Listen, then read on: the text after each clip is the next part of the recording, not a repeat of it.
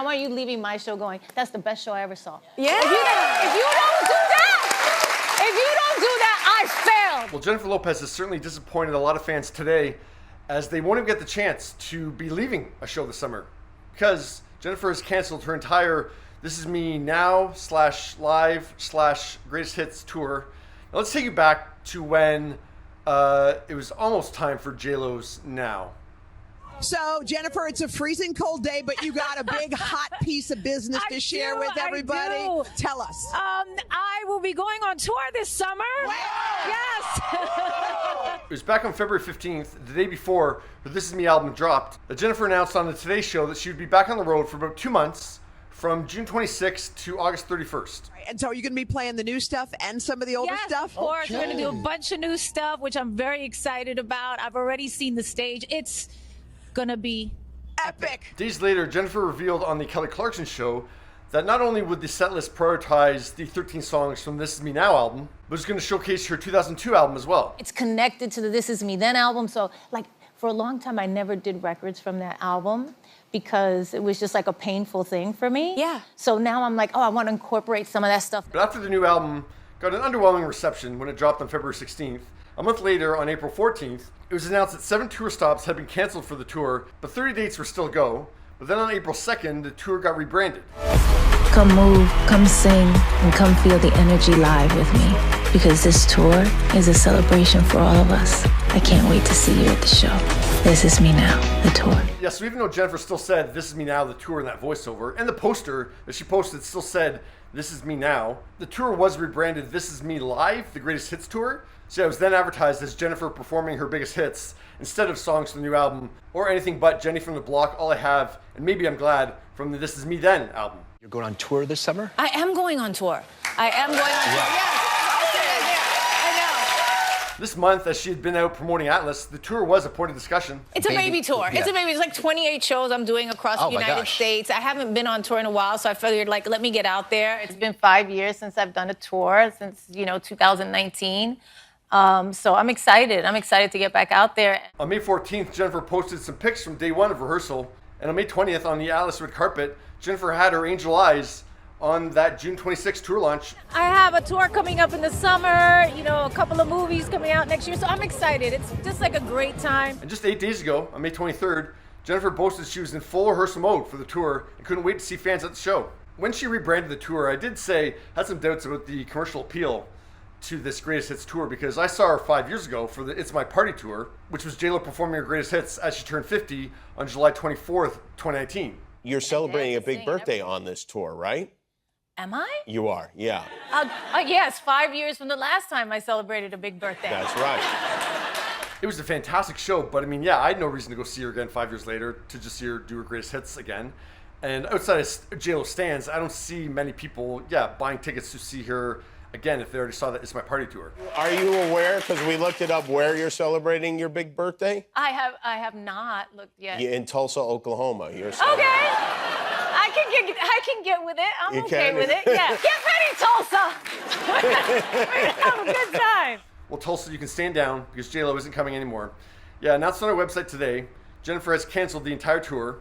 Live Nation writes, Jennifer is taking time off to be with her children, family, and close friends. And Jennifer writes, I'm completely heartsick and devastated about letting you down.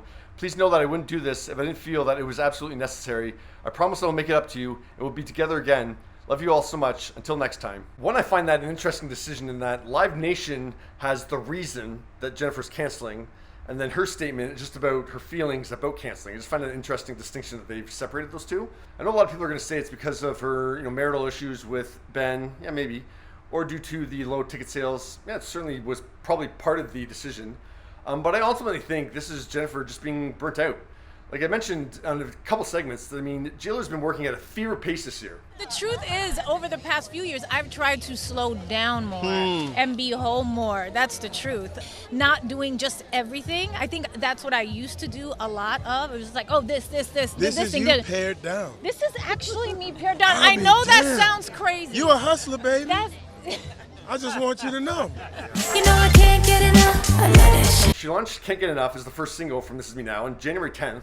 And pretty much between then and February 16th when the album dropped, she was in promo mode, She was everywhere, including doing the Apple Music concert and the performances on SNL.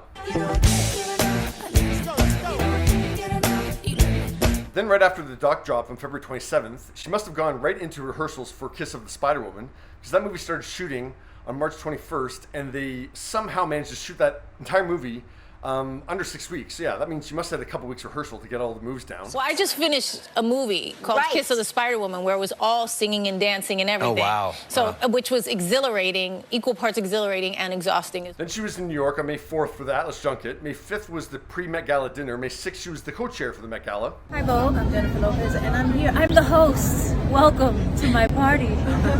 Then it was a couple more weeks of promo for Atlas, then she went right into rehearsals for the tour. I get back actually after this whole trip to kind of like go straight into rehearsal from now until the first show, which I think is the end of June. Yeah, I think it's probably that it caught up to her a bit. I mean, yeah, if there are low ticket sales, you can sell the tickets. Like, I mean, there's ways to do that. You lower the price, do package deals. She wouldn't have been able to sell the tickets if she really needed to. I'm scared. You don't look like it, though, for sure, but... I don't act like I'm scared, but that's the secret to my whole career. And I know a lot of people are going to say, oh, see, JLo's a failure. But I think this actually proves what I've been saying, that JLo didn't lose money on the This Is Me Now project. No artist makes their money on album sales. Like, I mean, you can move, 40,000 units of your album or 800,000 units of your album. It's not really changing an artist's bottom line that much. An artist makes their money touring. So yeah, if JLo really needed the money, she'd still be going on tour in 27 days. But yeah, she doesn't need to. What she's afraid about is what the album is. And that's not changing. That's done. She smartly didn't make the This Is Me Now project purely about the music. It's not like anybody's clamoring for the next J-Lo record.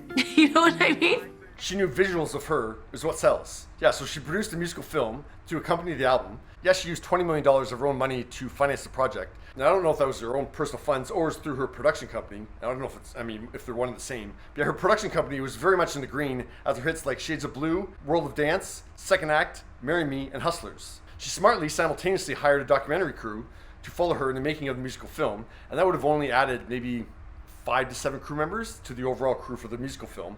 I just wanted to say thank you guys. This was a really, really special project. I know it wasn't easy, and I know I pushed you, and I know I expected the moon when we had, budget for like a pack of gum.